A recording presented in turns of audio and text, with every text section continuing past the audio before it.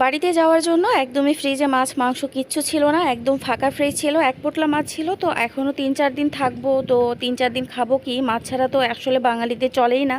তো এই জন্য আপনাদের ভাইয়া শুক্রবারে সকালবেলা বাজারে গিয়ে এই যে এগুলো মাছ নিয়ে এসেছে। এখানে চিংড়ি নিয়ে আসছে, এই চিংড়িটা আমার খুবই পছন্দ। আর সে ট্যাংরা মাছ নিয়ে এসছে, বললাম যে মলা মাছ নিয়ে আসতে, তো মলা মাছ ছিল না, বাসায় খারাপ ছিল, এই জন্য ট্যাংরা নিয়ে আসছে, চিংড়ি নিয়ে আসছে, আর 2 কেজি পরিমাণে গরু মাংস নিয়ে এসেছে।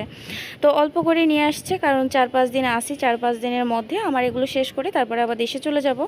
তো আলহামদুলিল্লাহ 4-5 দিন খুব ভালো করে চলে যাবে। তো এখানে গরু মাংস মাছ সবগুলো সুন্দরভাবে কেটে নিয়েছি, আর গরু মাংস অর্ধেকটা উঠিয়ে রেখেছি, আর অর্ধেকটা আজকে রান্না করব, মানে শুক্রবারে রান্না করব।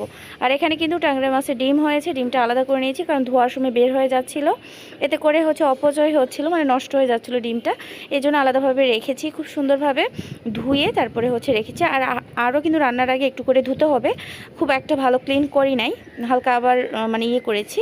আর এখানে যেহেতু গরু মাংস অনেকবার রান্না আপনাদের সঙ্গে শেয়ার করেছি, এই জন্য আগে থেকে মশলাটা কিছুটা দিয়ে রেখেছিলাম। তো এখানে গরু মাংস 1 কেজি পরিমাণে আছে, তারপরে রসুন, পেঁয়াজ, কাঁচা মরিচ, তারপরে গরম মশলা যা যা লাগে আর কি, সাদা এলাচ, কালো এলাচ, লবঙ্গ, গোলমরিচ, দারুচিনি, আস্ত জিরা, তারপরে ঝাল, লবণ, হলুদ, কিছুটা বাটা মশলা দিয়ে রান্নার রেগুলার তেল দিয়ে দিয়েছি, তারপরে তেজপাতা দিয়ে ভালোভাবে হাতে মাখিয়ে নিচ্ছি।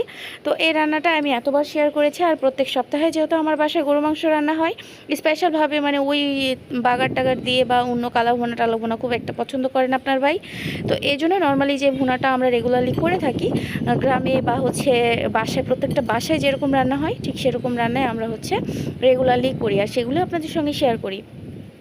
কারণ যেগুলো আমাদের ভালো লাগবে না, যেগুলো আমরা খেতে পারবো না, সেগুলো অযথায় রান্না করে আমি অপচয় করতে চাই না। তো এই জন্য আমার নিত্যদিনের ভিডিও আপনাদের সঙ্গে শেয়ার করি, আশা করি আপনাদের ভালো লাগবে। তো রান্নার মাঝে কিছুটা গল্প আপনাদের সঙ্গে শেয়ার করি সব সময়। তো জানেন আপনাদের কাছে কেমন লাগে অবশ্যই কমেন্টে জানাবেন। আর এখানে কিন্তু হাতে মাখানো হয়ে গেলে জাস্ট একটু পানি দিয়ে এটাকে রান্নার জন্য বসিয়ে দিব। আর আজকে গ্যাসের এত অবস্থা খারাপ, যেহেতু শুক্রবার, আর শুক্রবারে কিন্তু গ্যাসের অবস্থা খুবই খারাপ থাকে। আর এতগুলো মাছ একবারে কেটে ধুয়ে পরিষ্কার করে রান্না করতে অনেকটা টাইম হয়ে গিয়েছে, প্রায় 11টা বেজে গিয়েছে। আর আপনাদের ভাইয়া সকালবেলা ঘুম থেকে উঠে কিন্তু বাজারে চলে যায়। আর সে বাজার মানে অনেক সকালে ঘুম থেকে উঠে, শুক্রবার তবুও বিছানায় শুয়ে থাকে না, তাড়াতাড়ি উঠে যায় এবং তাড়াতাড়ি বাজার করে নিয়ে আসে। তারপরে আমি সব কাটাবাছা করে রান্নার জন্য প্রস্তুতি নেই।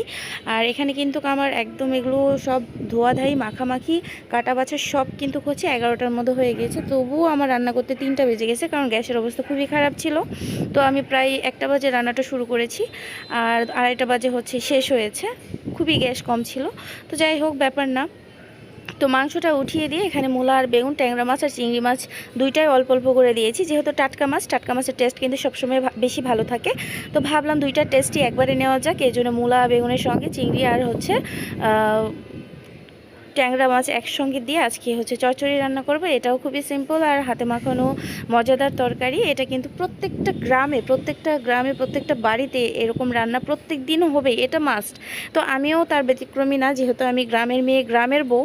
তো মাঝে মাঝে উল্টাপাল্টা রান্না করি, আর মাঝে মাঝে বলতে রেগুলারলি আমি আমার গ্রামের যে রান্নাগুলো আমার মা চাচিদের কাছ থেকে শিখেছি সেগুলো আমি কন্টিনিউ করি।